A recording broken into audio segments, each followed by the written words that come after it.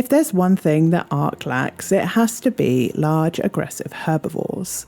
But Shadloss and Megaon have fixed that with the creation of the Magnapaulia. Part of the Additional Creatures Wild ARK mod, the Magnapaulia is an untrusting and violent herbivore that will happily attack carnivores on sight, let alone survivors. But if you can prove yourself worthy to the Magnapaulia, you will get the opportunity to complete a challenge that enables you to tame this magnificent creature. But is the Magnapaulia based on reality or fiction? Let's find out.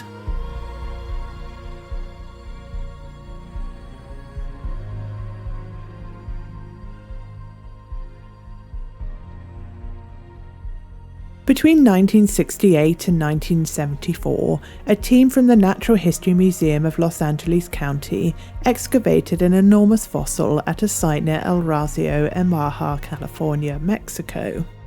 Over the next 7 years, the remains were studied, and in 1981 the creature was given the name Lambeosaurus laticaudus. The specific name laticaudus comes from the Latin latus, meaning broad, and cauda, meaning tail, and this was assigned to the species because of its tall and narrow tail. This tail is what led researchers at the time to interpret the remains to be those of a water-bound species. The tail, along with the weak hip articulations, were determined to be too much of a handicap for the animal to have been terrestrial. The next 30 years saw the designation of the creature debated. While some accepted it, others suggested that it belonged to a different genus, and some questioned the validity of the specimen at all. In 2012, the genus was renamed Magnapaulia laticaudus, a combination of the Latin word magnus, meaning large, and Paulia being named after Paul G. Hager Jr., the president of the Board of Trustees of the Los Angeles County Museum of Natural History. This 2012 study indicated that the remains were about 73.6 to 73 million years old, and came from a period known as the Late Companion, during the Cretaceous period. This study referenced multiple other specimens, all of which had been found within a 3-meter distance of the holotype. These specimens consisted of partial skeletons, separate bones, and skin impressions from several individuals varying in size. Magnapaulia was an incredibly large dinosaur, estimated to have been between 15 and 16.5 meters, or 49 and 54 foot long, and weighing up to 8 tons. From the middle of the back to just over halfway down the tail, Magnapaulia had a tall crest of spines that were about 4 times as high as their vertebra.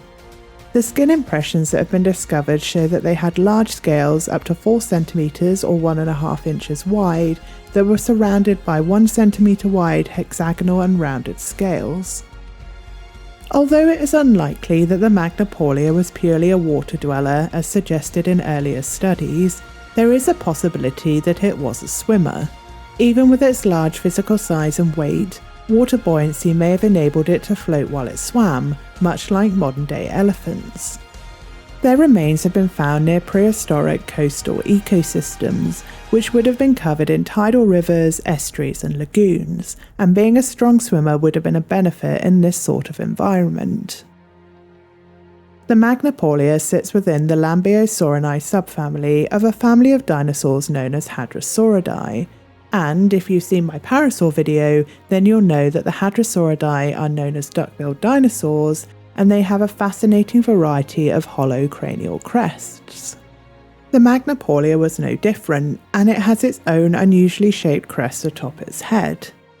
I didn't come across any research covering these, so I don't know what the given reasoning is for its purpose, but it's likely something to do with displaying or possibly gender identification.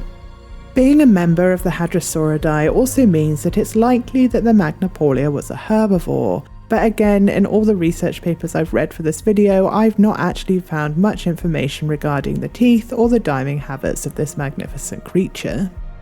The fossil beds where Magnapaulia was discovered preserve a rich variety and diversity of fossils that include more than just prehistoric creatures. There is a fossilized forest with the silicified logs of ancient trees, as well as plant remains and pollen. The area had a diverse range of plant life, including fresh and saltwater plants. Studies of the prehistoric landscape have shown that Mexico experienced wet and dry seasons during this time.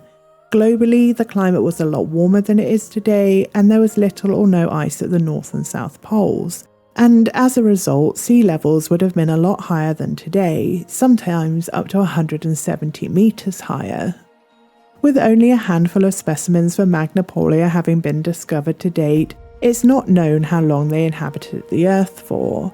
But they lived towards the end of the Cretaceous period, and that came to the end with an event known as the Cretaceous Paleogene Extinction Event. Sometime around 66 million years ago, an asteroid that was between 10 and 15 kilometers or 6 and 9 miles wide smashed into the Earth's surface in the Yucatan Peninsula in Mexico. This impact site was the opposite side and end of Mexico, but with an asteroid that large, I'm not sure being in the north of the country would have made that much difference. The asteroid impact devastated the global environment. The direct impact caused the ejection of debris into the atmosphere, including a rock called gypsum, which vaporized and dispersed as an aerosol. This led to long-term changes in the atmosphere and a lingering impact winter. Photosynthesis in plants and plankton halted, the oceans acidified, and the scene for global mass extinction was set. It's estimated that 3/4 of plant and animal species on Earth were wiped out. Currently, little is known about Magnapaulia beyond its size and structure, but it is still one of the most beautiful and unusual creatures that I've covered in a video so far. There's something incredibly majestic about how it looks, and I can't wait for science to uncover more about this fascinating creature. So, what do you think? Is this a creature that you'd consider having in your dino army? Let me know in the comments below. If you're new here, make sure to subscribe. We are closing in on 1,000 subscribers now, and I would really love to hit that before the end of the year. But for now, I'll see you in the ARK. Take care.